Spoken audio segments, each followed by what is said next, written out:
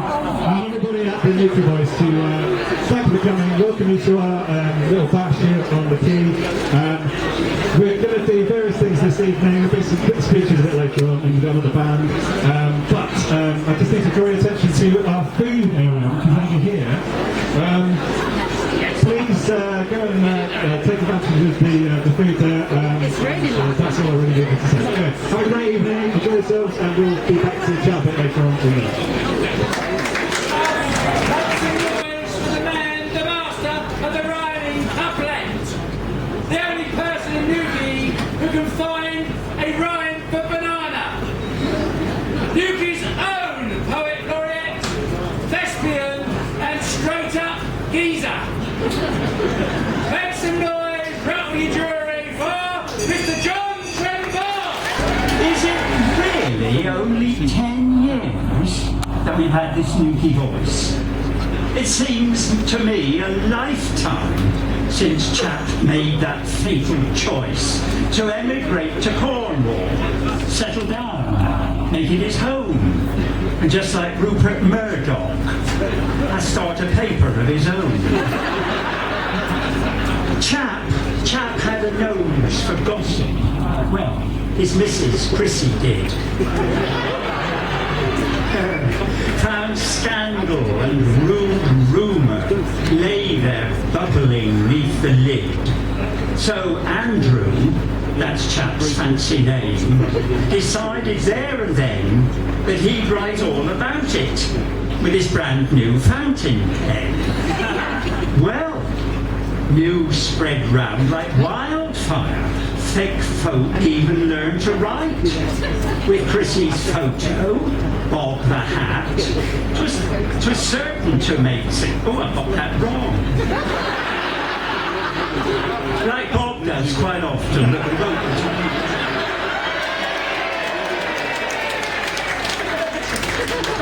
was better than the poem. Well, news spread round like wildfire. Thick folk even learned to read. With Chrissy's photos, Bob the Hat, 'twas certain to succeed. Wednesday is the one day in the week that really counts, when readers nod their heads upon the musings of Chris Blount. Oh, had to get him in right in the middle of that.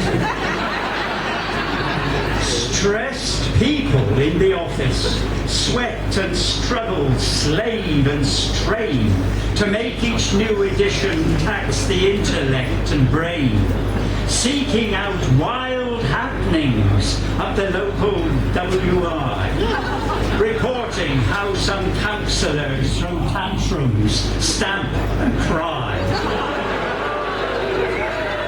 Gotta get that one in, haven't you? Yes, never mind. Yes. Watch those reporters rushing round like dervish in a spin. Is Drew out selling adverts, taking deadlines on the chin? Has Alban got cute computer caught John's poem's final verse? That's a story I must tell you sometimes, whilst Val smiles, sit there saying, I know things get much worse. She does that too. Yes, we're lucky here in Newquay to have news shoved through our door. With spelling and great grammar, like what was never here before. And see, what's the blue with this light? Put a shilling in the meter, somebody. A mass of information to bemuse us every week. I'm sure that Simon's jotting down this rubbish as I speak. Anyway, it's a happy birthday, Newquay Voice. What times and scenes you've seen. And yes, before you know it, you'll be even past your teens. But you'll be there, I'm certain, watching o'er us, o'er our town so blessed. Me, I'm reduced to just 3 words. I wish you all the best.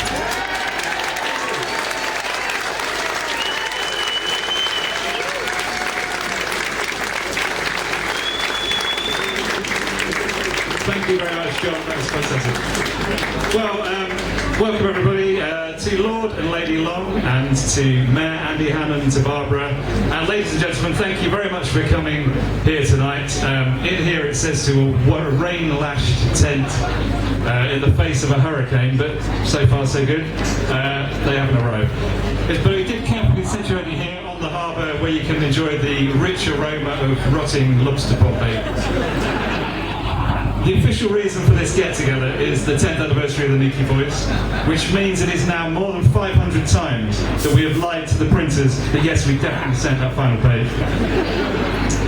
But 10 years in the life of the paper is really 10 years in the life of Newquay, our town, the naughty child of Cornwall. An amazing town, with the best beaches in England.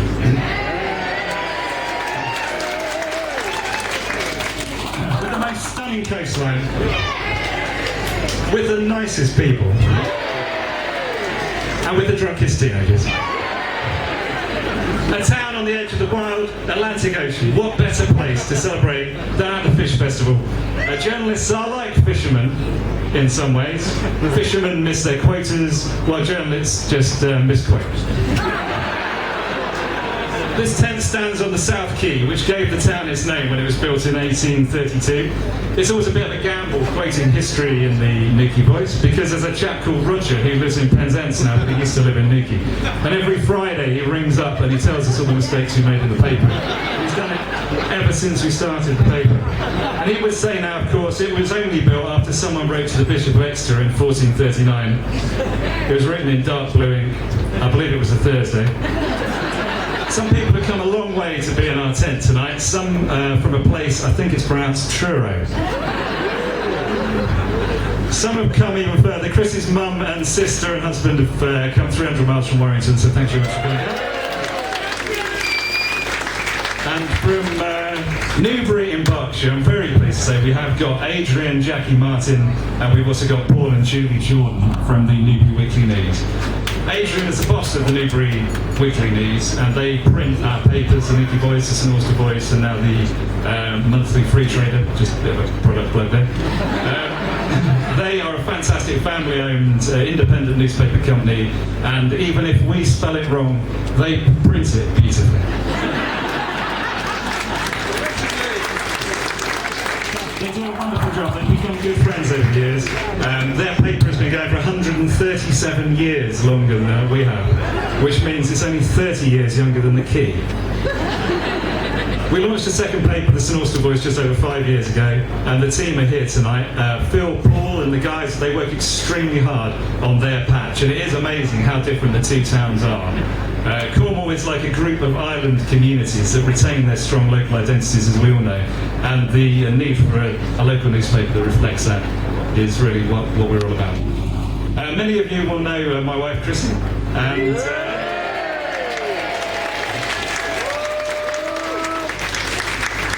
but I'd also like to introduce you to this chap here. This is Paul Williams, he's a photographer from our St Austell paper.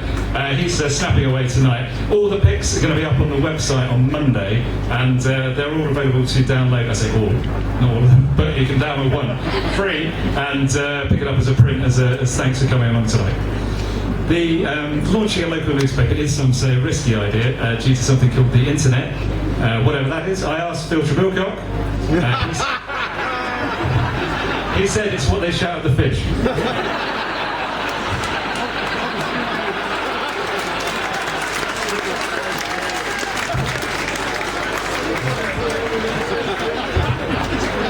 A normal edition of each of our papers has more than 100 news stories. It has 30 to 40 sports stories, 200 properties for sale, 250 sales and once ads, 200 motors ads. Not bad for a team of just 9 people. I'd like to thank them all for their hard work. Every week getting the paper out is a bit like giving birth to a strange and very complicated baby, and it's very much a team effort pushing it out. We published around 80,000 stories over the years, and a decade ago those stories, they were about plans for a development of Fistral Beach, a dream of a top quality tennis centre, a new sports centre, a Cornwall College campus, a skate park, The starting on Headland Road are a major regeneration of the High Street. And if you asked anyone for the number one thing they'd like to see in the town, they would have said a cinema. 10 years on, all those projects are completed, including, and in some style, the cinema. Mark from WTW Cinemas is, I believe, here somewhere tonight, and I know a huge amount of work was put in by him and his family to bring the cinema to Newquay. Massive investment, and I know the whole town is very grateful for them taking a chance to listen.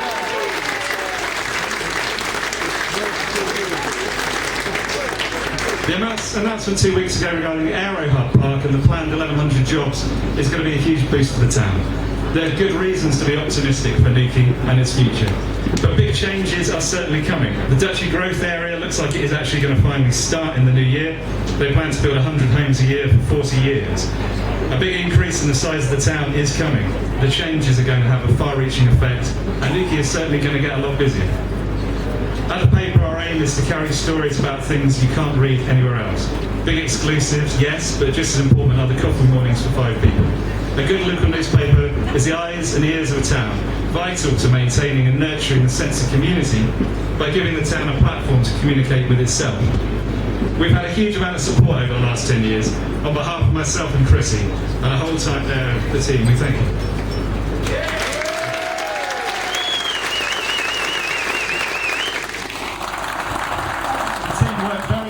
To make the paper as clean as it can be. It's a constantly evolving process. We even have a proofreader these days.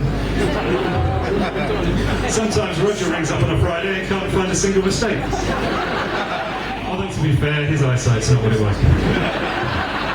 Above all, we want tonight to be a celebration of Newquay, the town we love. It's about holding our heads up and being proud of our town and the amazing achievements of the people who live here. When we first launched the paper, one of the things we discovered was that there are some remarkable people in Newquay, working relentlessly for the town to make people's lives better. I don't know how much the total amount of money raised by charity for charities is in Newquay every year, but I do know it's a very large amount of money. It's been a great privilege through our job to get to meet these people. They're an inspiration to others, and we've asked the readers to tell us about the people who make a difference in Newquay. To tell us about what they said, please welcome Newquay's answer to Ant and Dec. The running Reverend Chris McCrillen-Wright, voice columnist straight off the plane from his holidays, Chris Black.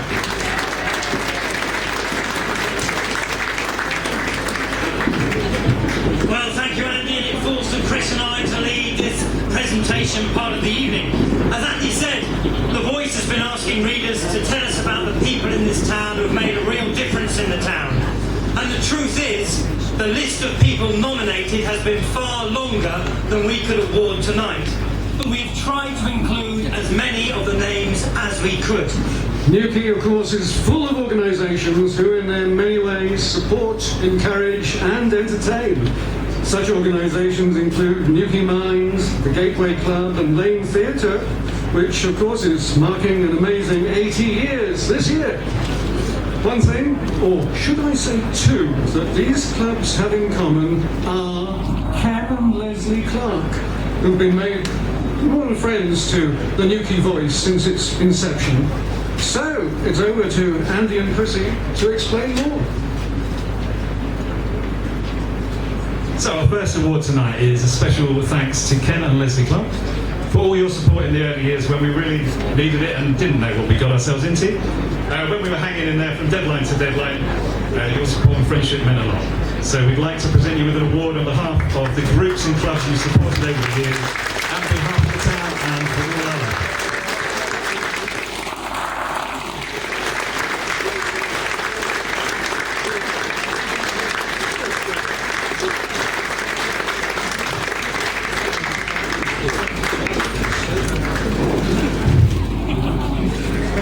And so to our second award. Not only in October and November, but throughout the year, the British Legion in Newquay tirelessly raises money for and raises the profile of ex and current British servicemen. Ron Code and the team of Legion helpers Pat Begley, Ernie Clancy, along with his other hats of Age Concern, the Allotment Association and the Vintage Car Club, has been a stalwart of Newquay's Royal British Legion and is its current president.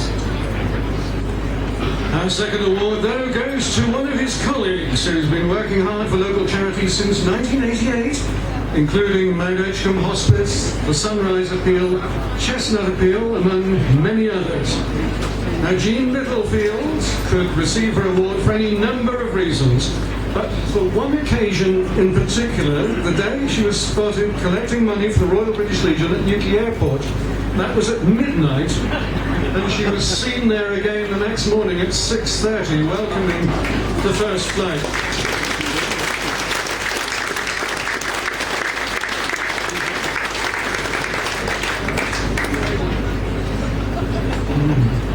Yes, relentless shaking of the bucket for that first flight. Ladies and gentlemen, indomitable Jean Littlefield, I'm sure you'll agree, she's not here at the moment, but we have, accepting an award, the head teacher at St Morgan School, Vanessa Back.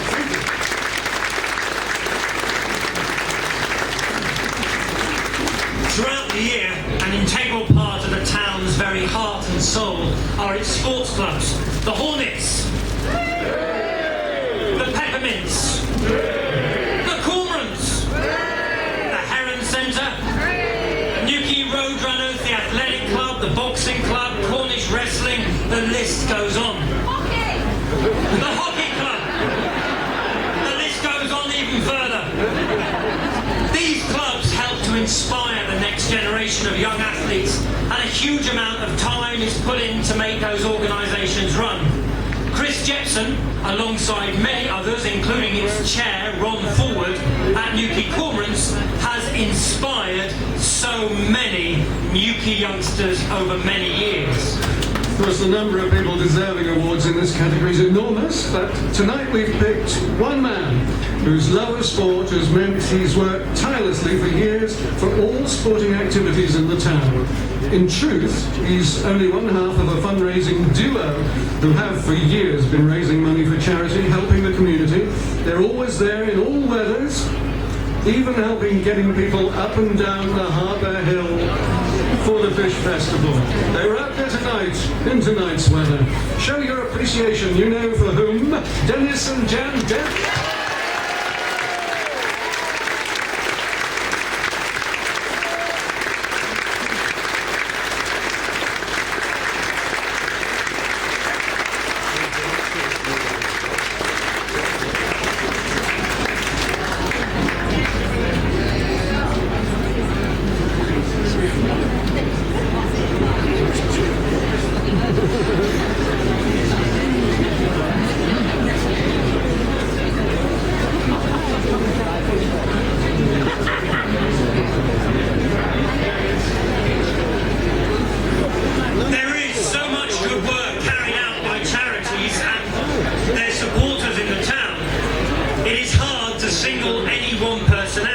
Newquay Disabled Centre, the Children's Centres, St Francis Home for Animals, the Women's Institute, Smegma, the Lions and the Rotary Clubs do a huge amount. Vanessa and Peter Bragg and their charity Aid for Orphans. Nigel and Hannah Eustace, who have raised over £70,000 for Click Sargent since 2003. John Cuthill, leading Newquay Rowing Club to secure lottery funding. Matt and Claire Way, whose inspirational little boy Joe has touched so many lives throughout the country. And then there's Barbara Kennedy. I think I was about 8 or 9, you know, when I used to go down to the Cozy Nook Theatre. Barbara Trinneman then was always the principal boy in our pantomimes. Do you remember those? Yeah. I fell in love with the legs. I have to admit it, the truth is out, and the fishnet stopped. What she wore at the time. She's very good at tap dancing and all the other forms of dancing, because her mother, Coral Trinneman, ran a dancing school and another school. Anyway, we leap forward to 1981, when those lively RNLI ladies, you know the ones, They asked her if she'd start a Keep Fit class for them. She said yes. This is when she started raising money for charity. Then in late September 96, the Hydrotherapy Trust was born. Small setback of a heart attack in 2008 merely put her on pause for a bit. Barbara was soon back at fundraising. In November 2009, medical reasons caused Barbara to finally, she'd gone on till 2009, finally hang up those dancing shoes. She'd had to give in to the old enemy, as she calls him, Arthur-itis. All this apart, as we know, Barbara battles on with her team to raise the money which they firmly believe will see the realisation of their dream. We see Heidi in the paper every week, don't we? Almost every week, as they raise money and add to their total. So far, we're up to £137,000. And the work continues towards purchasing the land for the pool out at Quint. So, we honour Barbara Kennedy tonight.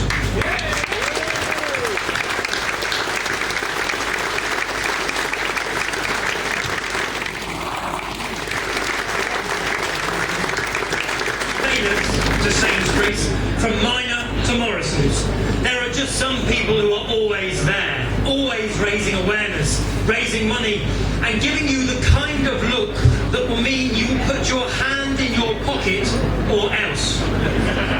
Some of Newquay's finest have spent years trading the streets, drumming up enthusiasm, cajoling, almost bribing, certainly blackmailing, to ensure that many worthwhile charities have survived, prospered, and brought much hope to families throughout Newquay.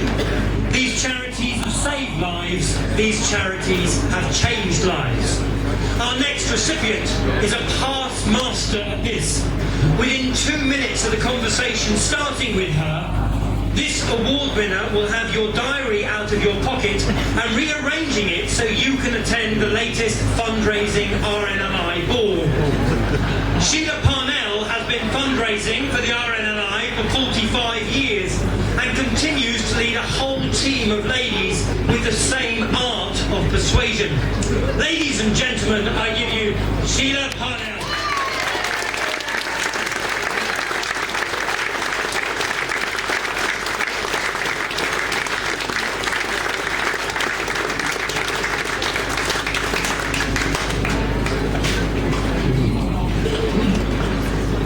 Breathing a bit more.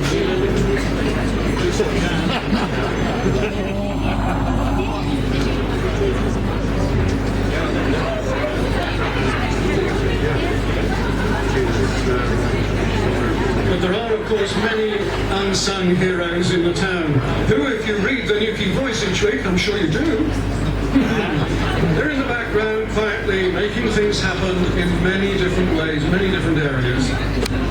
Steve Gregory, as a town-list reliant, a WRVS driver, supporter at Newquay Zoo, the all-round person you can rely on, according to his wife.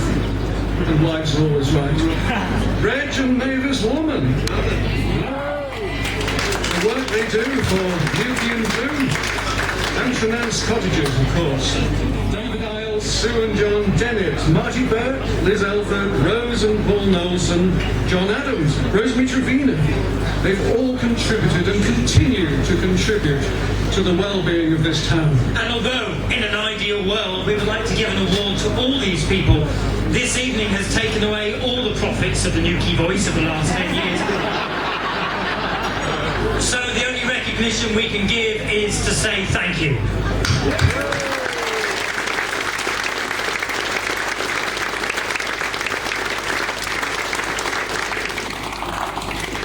Now, who are we talking about? Here's the face of Newquay Scouting, the face of the incredible Cornish charity Shelter Box in Newquay, the face of St Columina School Garden, if a garden can have a face, and the man who brings the peace light to Newquay and keeps it alight.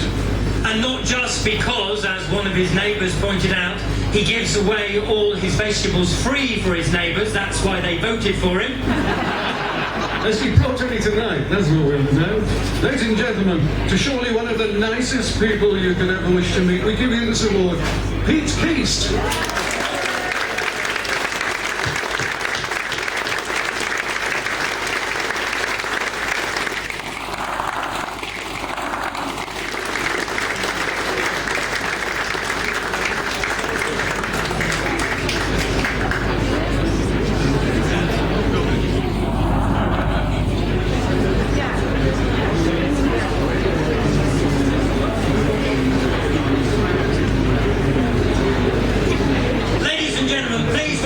the stage the editor of the Newquay Voice, Mr. Simon Fernley.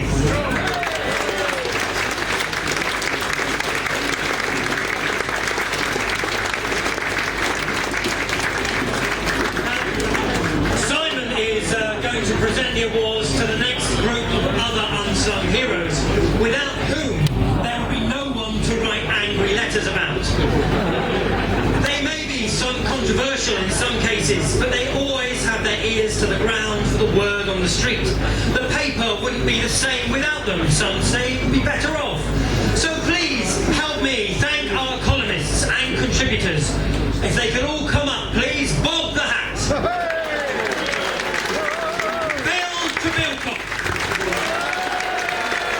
John Trenbath. Chris Blount. And Peter Hicks.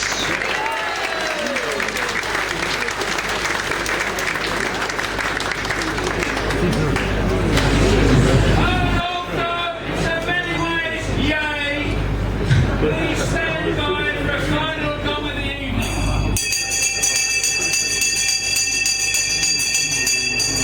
At the end of music awards presentations on TV, there's always the Lifetime Achievement Award.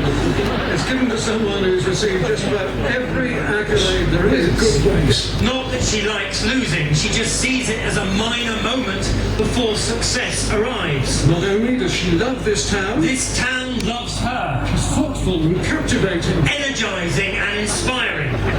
For such a lady as this, words, they just can't do her justice. But a few more words are necessary.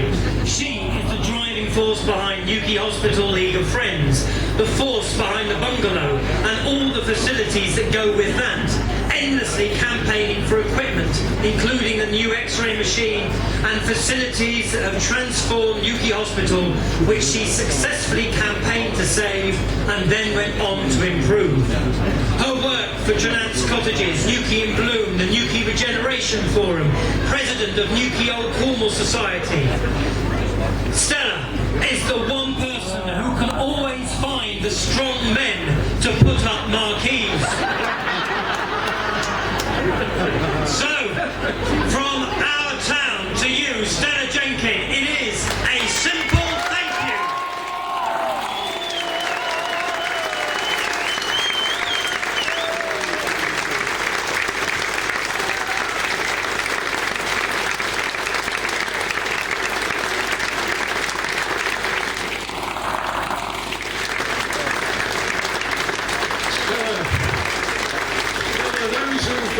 Those of us who've worked with you over the years know, I'm sure you'll all agree with this, you are the most voracious hoarder. Yes, you collect valuables that are donated in rooms and cupboards all over the town. We don't know where they are. You're the biggest squirrel in Newquay. And so I think it's most appropriate we give you this bag of nuts.